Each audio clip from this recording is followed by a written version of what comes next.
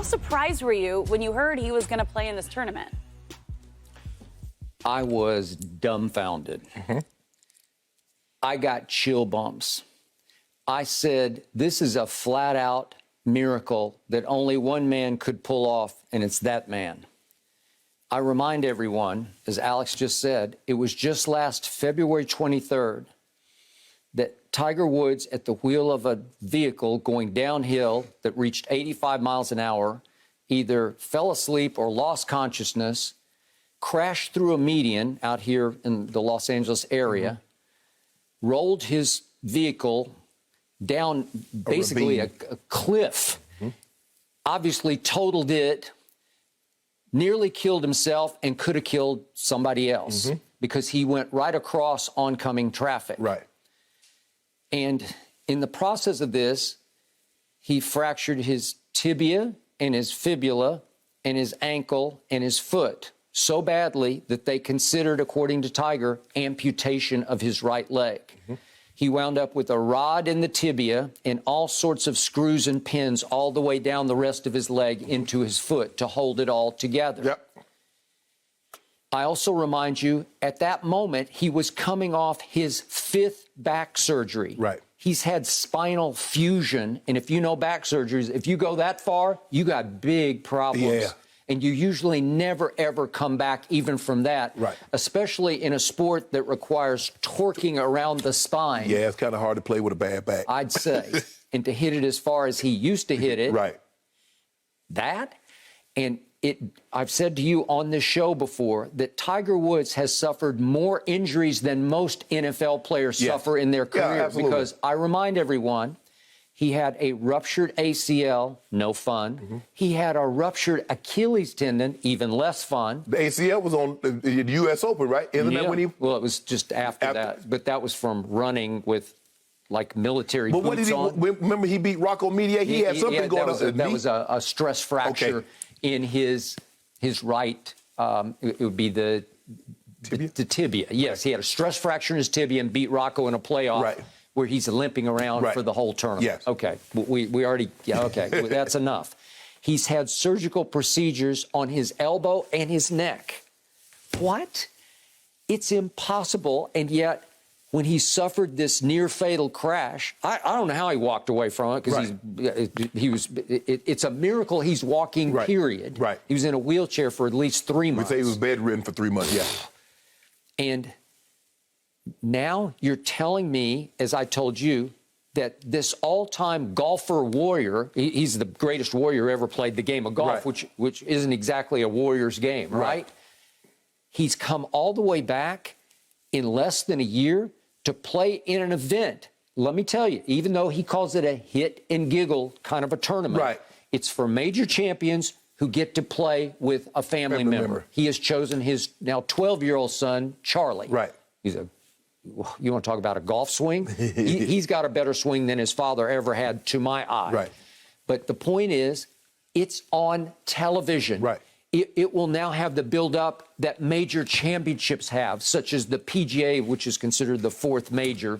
It'll be almost bigger than the PGA in just hype because it's Tiger Woods out there. It's on television. Everybody can watch it. And, yeah, you hit and you can giggle if you miss a shot, but they count. They keep score.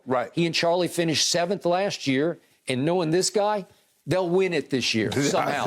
and Tiger does have a huge advantage because Charlie at 12 gets to hit from the most forward tees. And he hits it so far that you get to choose which drive you play. And on 15 of the 16 holes they played in the first round last year, they used Charlie's drive because he's hitting it way farther than Tiger can from the back tees, right? Yes. Okay, so I'm all ears, I'm all eyes. I will be watching on December 18th and 19th because this is a story, and only one man could have pulled this off, and it's Eldrick Tiger Woods. And that's why I'm not as surprised as you, because as you mentioned, the one guy that could have made this possible is one Eldrick Tiger Woods because of what he's gone through. And you mentioned it, Skip, golf is not a contact or a collision sport. And he's having surgeries like he's been involved in collisions. Now, this last one, it was a collision. It was the vehicle in the side of a mountain. And for him to come back, Skip, you're absolutely right. It's nothing short of a miracle. But I automatically assume, Skip, anytime I hear bring your kid to work day, ain't no work getting done. And because of what he's gone through, people are going to be, they're not going to be as critical if Tiger doesn't hit a shot 300 yards. They're going to like, man, look what he came back from. I'm surprised he's even out there. So he has that going for him. And he's playing with his 12-year-old son, Skip. And so I think that because it's not, he can use a cart. So it's a lot. Helps a little bit. I agree. Yeah, it's a. Trust me on this. There's still humiliation factor. It's on national TV. It is, Skip. But I think when you're coming off that and you could have died, there's nothing. You can't humiliate me. There's nothing you can say. There's no swing that I can hit. I can hit one of those. Morikawa. I saw him have a 5-shot lead, Skip, and he started spraying it. And I'm like, bro, you look like me the one a couple of times that I've been out there. That was at Tiger's namesake tournament. Yes. I say, you look like your boy, Colin. Even if Tiger were to hit a couple like that, Skip, it's going to be all forgiven. Because like you said, the mere fact the man almost had his leg amputated. He almost lost his life. And to be back 10 months, like you said, it was February. Here we are in December. What? So less than a year. I would have bet so much against this. Yeah. Because it's hard to hit a golf ball when you've hit one the way he does, right? Especially the length at which he used to hit it. Right.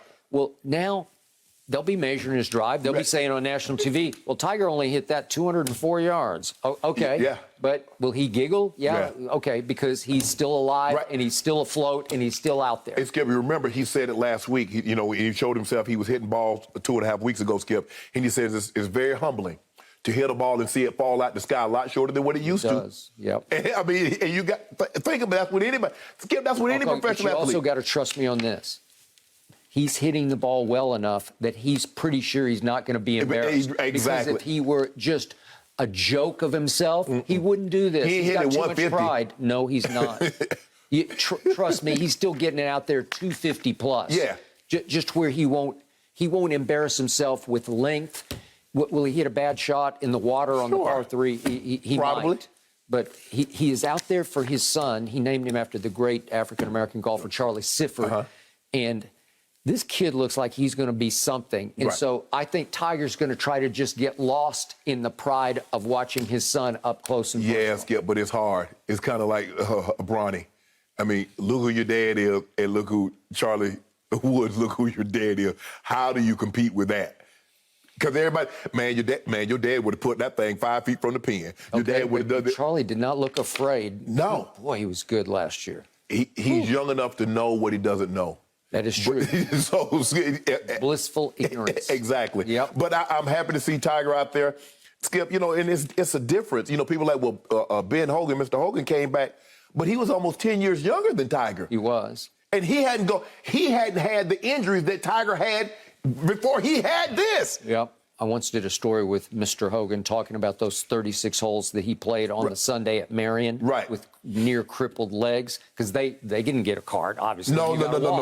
So when they used to play 36 holes, 2 rounds of 18 on Sunday, and he had to walk in hot, humid weather, and he lived to tell. Right. Okay. So, but to your point, 10 years younger. And Tiger on December 30th, happy birthday to him and to your guy. Yep. Right? He turns 46 years of age. So that's not a young pup anymore. No, and considering all the injuries that he had prior to that, Skip. Yep. I don't remember Mr. Hogan, but as hard for me, I don't remember people saying that he had major surgeries prior to that horrible bus crash. I don't think he had any. Right, exactly. So when you got rods in your back, you already had ACL, you'd have stress fracture, elbow surgery, all.